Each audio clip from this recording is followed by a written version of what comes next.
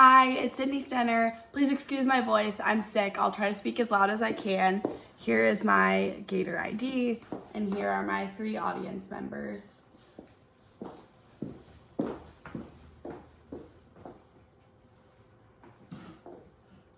Trends are constantly changing, and consumers want to keep up at the lowest price tag possible, which often means purchasing pieces at $5 or even less. If you can buy a top for less than your daily coffee, why not, right? Today I hope to persuade you to support sustainable and ethical companies instead of supporting fast fashion.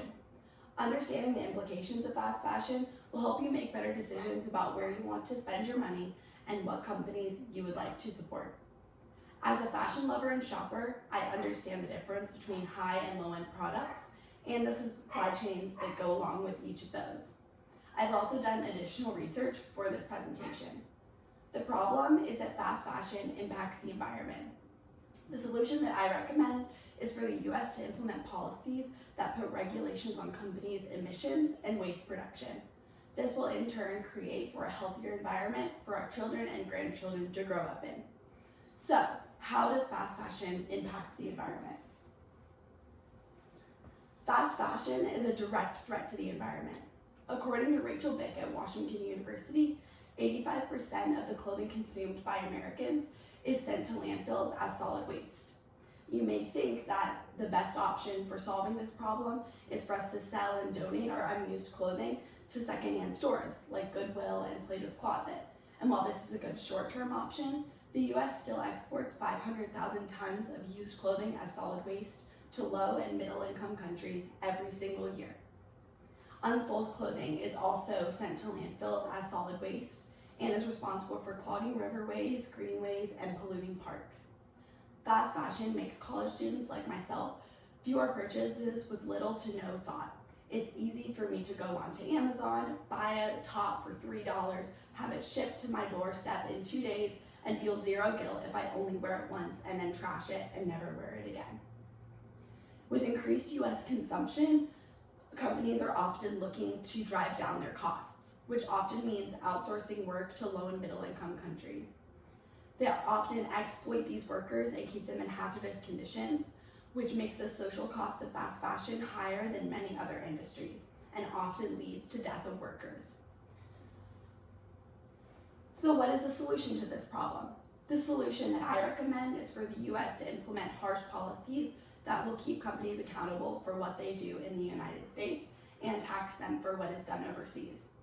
The UN agrees that this is essential to reducing our carbon footprint.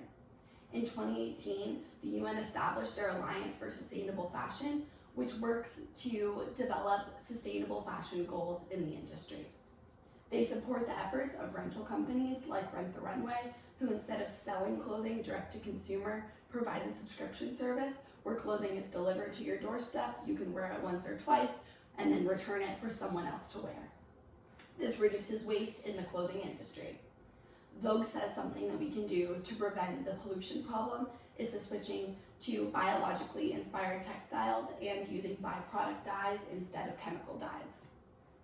The solution that I suggest is for the US to regulate what companies are doing in our country and tax them for what is done overseas. This can encourage companies to source local US workers and encourage them to have more knowledge of where their waste is going and how much waste they are producing. Without making changes, the environment will suffer. Business Insider says that the impacts of carbon emissions in the fashion industry are higher than all international flights. The fashion industry is also responsible for the depletion of the world's water supply and for the pollution of oceans with microplastics. And while now we are exporting the majority of our waste to low and middle income countries, we can't continue to export this waste forever, and it will soon make its way back to our country. Polluted beaches, dried up lakes, and animals dying are some of the things that we can expect to see if we don't make changes now. Here are 2 photos that show the pollution of waters in Bangladesh. The first showing the microplastics and solid waste that can contaminate their waters, and the second is a lake nearby a factory where chemicals have run off into the water and turned the water pink. So, what can you do? Firstly, support a change in US policies and watch where you're spending your money. And you can do so by supporting ethical and sustainable companies. Anema Joy for Fashion Theory says that young people need to embrace a switch in consumerism. This means no longer purchasing on impulse and no longer viewing our purchases with short-term thinking. We should purchase products we plan to reuse for a long period of time, and if something is seen as trendy and only worth a month or two, don't purchase it.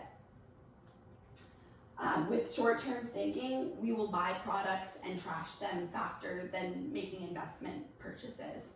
You can also make a change by understanding the supply chains that go into each and every single one of your purchases, doing your research about who's making the clothing that you're buying, where it's being made, and whether the company is thinking about the environment in their production process.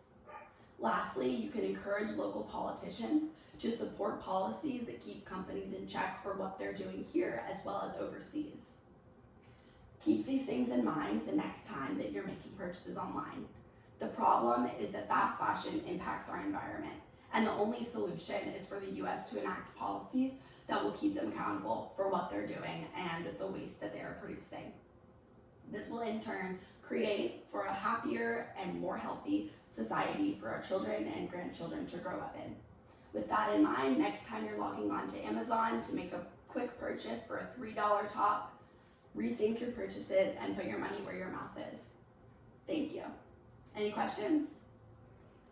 So how would I know if a company is, what companies are making these fast fashions versus one who isn't? Well, a lot can be said in the price of the clothing. So if you see that a top is only $3 or $5, the reality is you can't make a top for $3 or $5 sustainably and ethically without exploiting workers and forcing them to work long hours at low prices. So that's the first thing you can do. And then just a quick and easy Google search. There are tons of lists from people that support ethical fashion that will have a list of companies that are sustainable and ethical.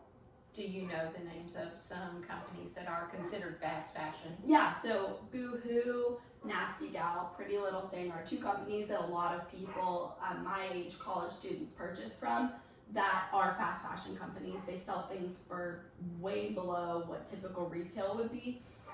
But if you purchase from, H&M has a sustainable line, so you can usually find sustainable on the tag of the product, and that will tell you whether they have the environment in mind. So if the advantage of fast fashion is its affordability, is there a way to equalize the affordability ratio between sustainable fashion and affordable? Yeah, so ethical fashion companies, the difference in pricing is usually like a $5 top from a fast fashion company and a $20 top from a sustainable company. And if you don't want to spend that $20 on a top, purchasing from secondhand stores that I referenced before, like Plato's Closet and Goodwill, are great ways to play your part in reducing waste as you're going to repurpose those clothing that would otherwise go to landfills. Thank you.